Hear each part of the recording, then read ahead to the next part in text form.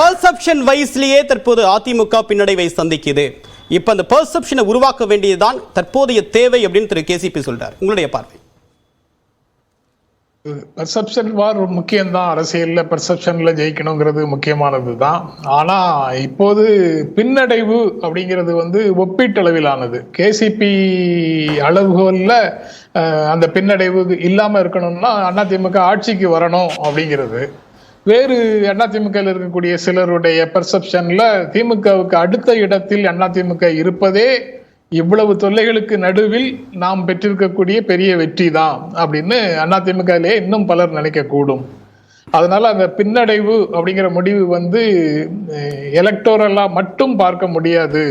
இவ்வளவு நெருக்கடிகளுக்கு நடுவுல கட்சியை காப்பாற்றி வைத்திருக்கிறதே கூட ஒரு பெரிய வெற்றியாக அவங்களுக்கு ஒரு சிந்தனையை கொடுக்கலாம். ஒரு சிலருக்கு அந்த மாதிரி ஒரு சிந்தனையை கொடுக்கலாம்.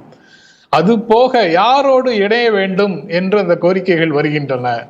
3-4 அமைப்புகள் இருக்கா அல்லது தனி நபர்கள்?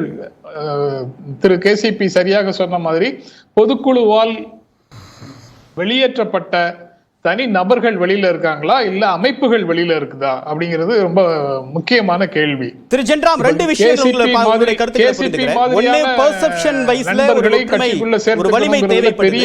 இன்னொன்று கட்சியை காப்பாற்றுவதே இப்ப ஒருங்கிணைத்து வைத்திருப்பதே ஒரு மிகப்பெரிய சவால் அப்படின்றதும் புரிந்து கொள்ள முடியுது. ஆனா தேர்தல் வெற்றி இல்லாம ஒரு அதிகாரம் இல்லாம அதிமுக இப்ப இருக்கக்கூடிய நிலையில எத்தனை காலம் ஒற்றுமையா வைத்திருக்க முடியும்னு நினைக்கிறீங்க நீங்க? கட்சி உருவாக்கின காலத்திலிருந்து அதனுடைய இறுதி முடிவு வர்ற வரைக்கும் ஆட்சி அதிகாரத்திலேயே தொடர்ந்து இருந்த கட்சின்னு ஏதாவது இருக்கா? எல்லாருக்கும் ஏற்ற இறக்கங்கள் இருக்குல்ல. இது 2014 தேர்தல நண்பர் கேசிபி சுட்டி காட்டினாரு. திமுக என்ன இடத்துல இருந்தது? ஒரு சீட்டு கூட வாங்கல தமிழ்நாட்டுல. அதனால 2 சீட்டு வாங்கின அடுத்த கூட்டணி பெரிய கூட்டணி ஆயிடுச்சா? அதுக்கப்புறம் தேர்தல்கள் அவங்க கடந்த காலங்கள்ல தோல்வியை சந்தித்தவர்கள் யாரும் ஒரு 10 தோல்வி வரைக்கும் சந்திச்சது இல்லையே. இந்த அளவுக்கு ஒரு தொடர் தோல்விகள் கிடையாது.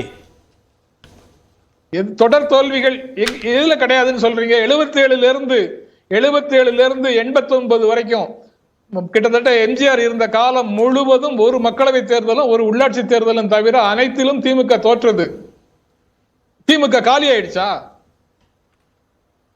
அந்த ஓரிரு தேர்தல்கள்ல தோற்ற உடனே அன்றைக்கு இருந்த திமுக தலைமையோடு இன்றைக்கு இருக்கக்கூடிய இபிஎஸ்ஐ ஒப்பிட முடியுமா?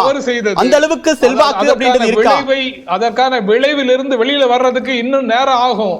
அந்த நேரம் ஆகிற வரைக்கும் பொறுத்து தான் போகணும். 2019 மாபெரும் கூட்டணின்னு சொல்லி எடுத்த கூட்டணி முடிவு தான் இன்றைய பின்னடைவுக்கு காரணம். எடப்பாடியோ அங்க இருக்கக்கூடிய பிற அமைச்சர்களோ பிற முன்னாள் அமைச்சர்களோ அந்த தனிநபர்களோ காரணம் இல்லை.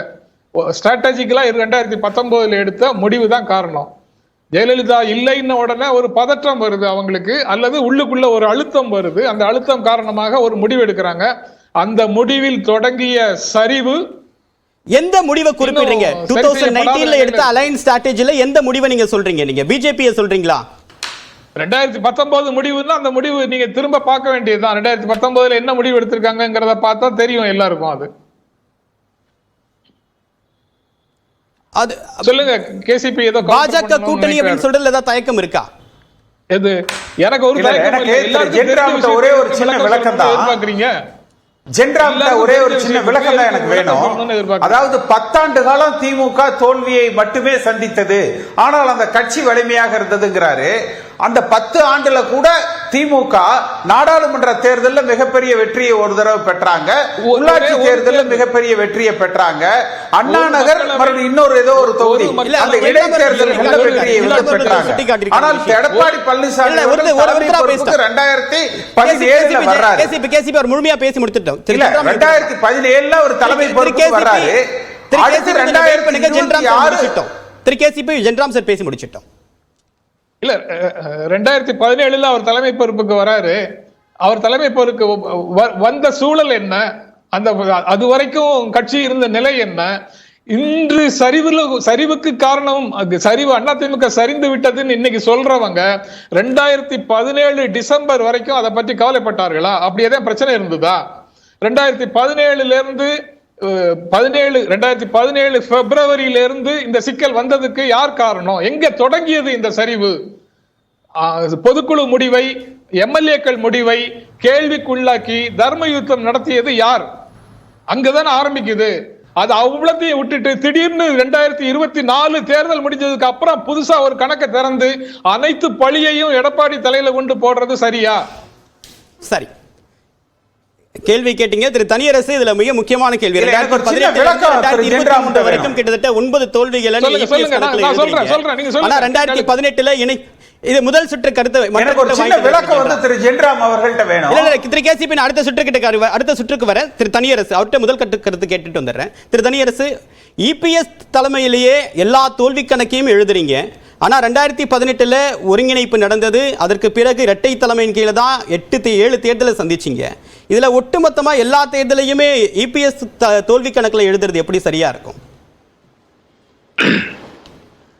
இல்லையா, இப்ப நம்ம வந்து எடப்பாடி ரொம்ப சிரமப்பட்டு கஷ்டப்பட்டு கட்சியை ஒருங்கிணைச்சு ரொம்ப தன்னுடைய சொத்தை இழந்து சுகத்தை இழந்து வழக்குகளுக்கு எல்லாம் இரையாகி மிகப்பெரிய மக்கள் போராட்டங்களை நடத்தி ரொம்ப சிரமப்பட்டு இந்த கட்சியை நடத்துறாரு. பாவம், ஏன் அந்த கட்சிக்கு அவரே தலைவரா இருக்கிறோம்னு அந்த சிரமத்தை தொடர்ந்து சுமக்கிறாரு. அவருக்கே அது ரொம்ப சுமைன்னு தெரியுது. அந்த சுமையை நான் இறக்கியே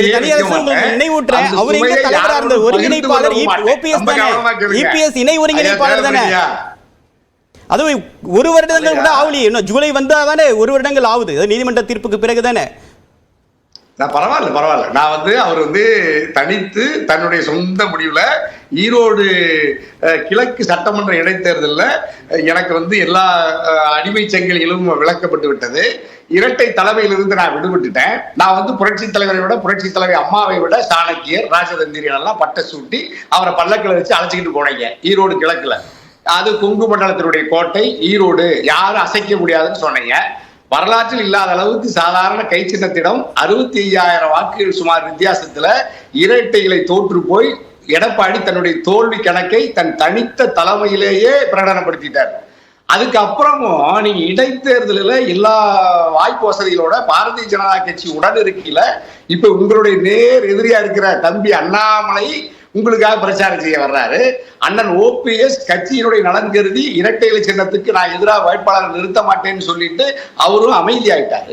வேற என்ன பிரச்சனை உங்களுக்கு? அப்ப நீ அங்கேயே படுதோல்வி சந்தித்த எடப்பாடி அதிலிருந்து இன்னைக்கு வரைக்கும் 2024 நாடாளுமன்ற தேர்தலில் நீங்க படுதோல்வியை சந்திச்சீங்க. 40 தொகுதியில தோத்தாச்சு. சரி பரவாயில்ல, இடைத்தேர்தல் வருது. இப்ப விக்கிரவாண்டி இடைத்தேர்தல் படுதோல்வி அடைந்தாலும் அதிமுக தானே சார் 2வது பெரிய கட்சி.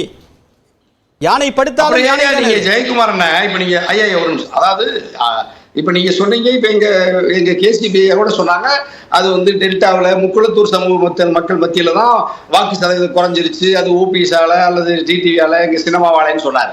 நான் சொல்றேன், நீங்க ஏன் சென்னையில தலைநகரத்துல எடப்பாடியுடைய வலதுகரமா இருந்து மனசாட்சியா இருந்து தினம் ஊடக சந்திக்கிறீங்க அண்ணன் ஜெயக்குமாரனுடைய அன்பு மகன் ஏன் ஜெயவர்தன் 3வது இடத்துக்கு போறாரு? சாதாரண பாரதிய ஜனதா கட்சி தாமரை சின்னம் 2வது இடத்துக்கு வருது, 3வது இடத்துல போய் ஏன் டெபாசிட் போகுது? நீங்க பல இடத்துல நீங்க இங்க சென்றாமையா சொல்றாங்க.